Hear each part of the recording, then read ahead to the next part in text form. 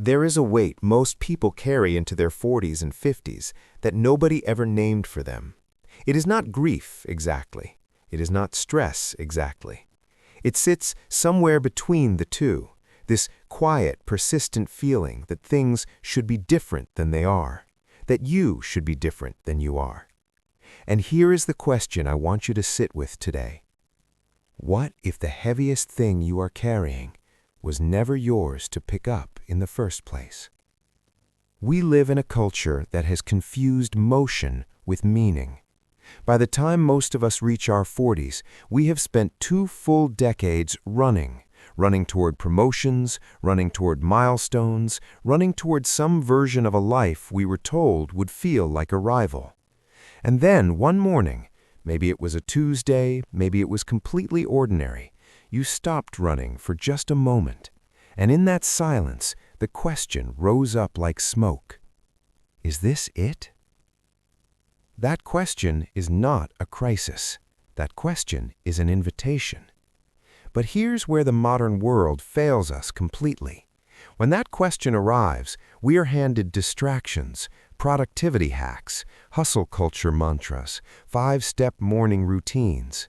We are handed everything except the one thing that has actually helped human beings navigate that question for over 2,000 years.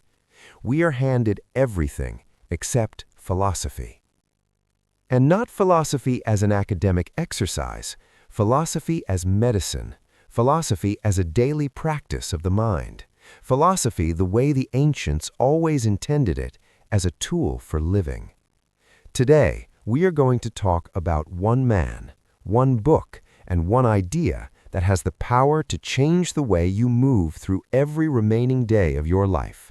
We are going to talk about Marcus Aurelius, and we are going to talk about what it truly means to let go. The year is 161 AD.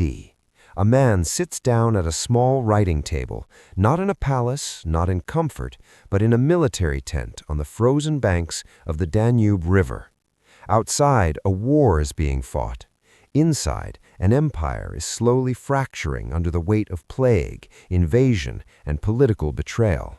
And this man, who happens to be the most powerful person on earth, the Emperor of Rome, picks up a stylus and begins writing. Not orders, not decrees. A private journal. A journal he never intended for anyone to read. He writes, "You have power over your mind, not outside events. Realize this, and you will find strength." He writes, "The impediment to action advances action. What stands in the way becomes the way." He writes page after page, not as a man who has conquered anxiety, but as a man who is actively, daily, wrestling with it. This is Marcus Aurelius, and this journal, these private letters to himself, became what we now call the Meditations, widely considered one of the greatest works of philosophy ever written. But here is what most people miss when they first encounter Marcus Aurelius. They see the quotes, they put them on motivational posters, and they miss the man entirely. Marcus did not write those words because he was serene. He wrote them because he was struggling. He wrote them as a form of therapy, reminding himself over and over again of principles he kept forgetting in the chaos of real life. He was the ruler of the known world, and he still felt overwhelmed. He still felt the pull of anger, of grief, of the desperate human desire to control what cannot be controlled. And that is why his words still live, because they were written by someone who was genuinely, deeply human. Now, let us talk about the central idea that Marcus returned to more than almost any other throughout his meditations. The Stoics called it the Dichotomy of Control, and it is so simple that when you first hear it, you may dismiss it. Please do not.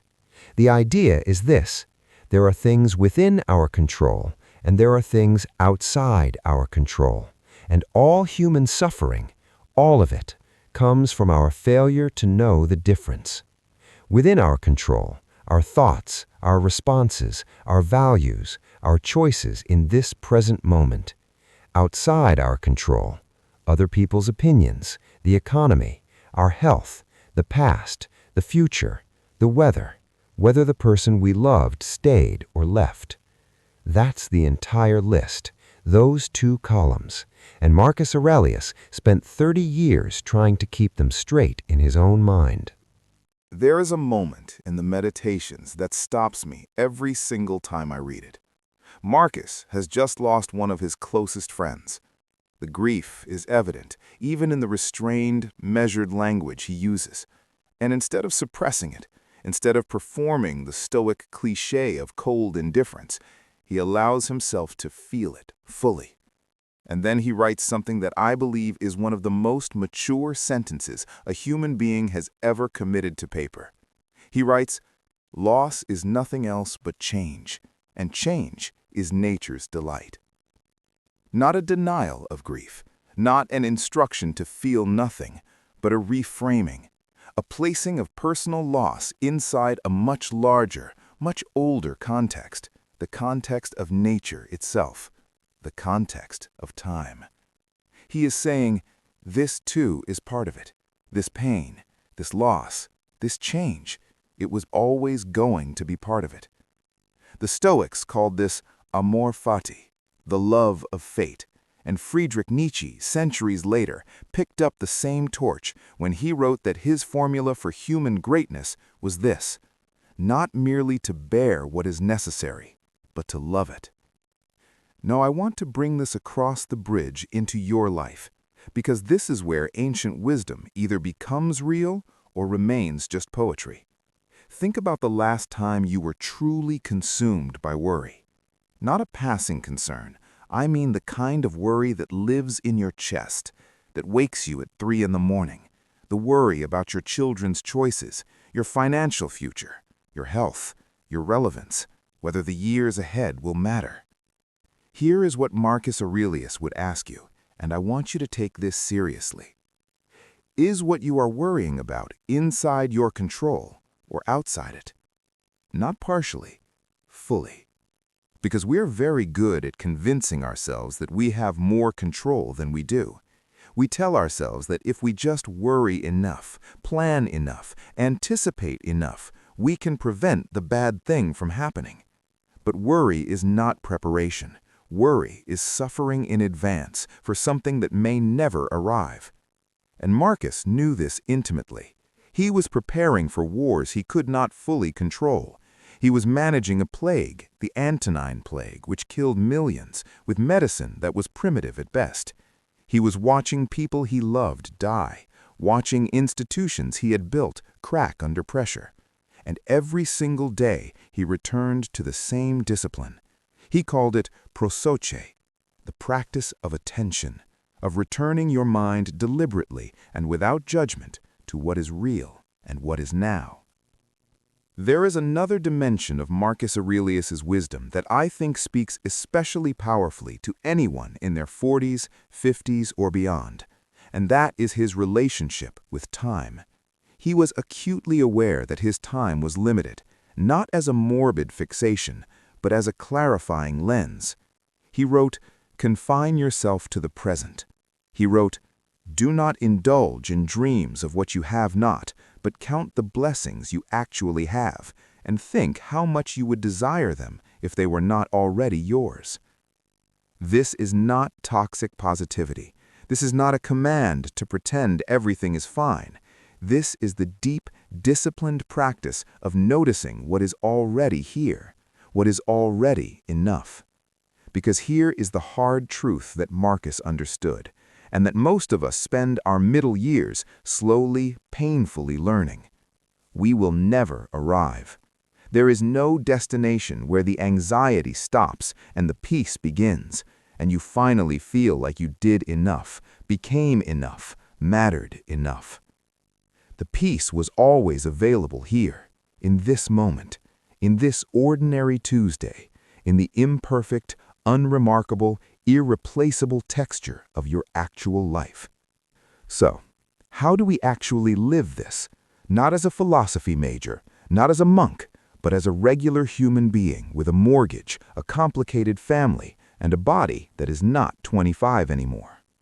Here are 4 practices drawn directly from Marcus Aurelius's meditations that you can begin tonight. The first practice is the Evening Audit. Before you sleep tonight, take 5 minutes, not 20, just 5, and ask yourself 2 questions that Marcus used to structure his own reflection. First, what did I do today that was within my control, and did I do it well? Second, what did I spend energy on today that was not within my control, and can I release it now? Write the answers down. Do not judge them. Just observe them.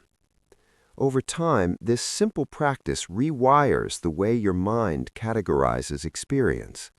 You begin to naturally recognize the boundary between what is yours to carry and what is not. The second practice is the pre-mortem.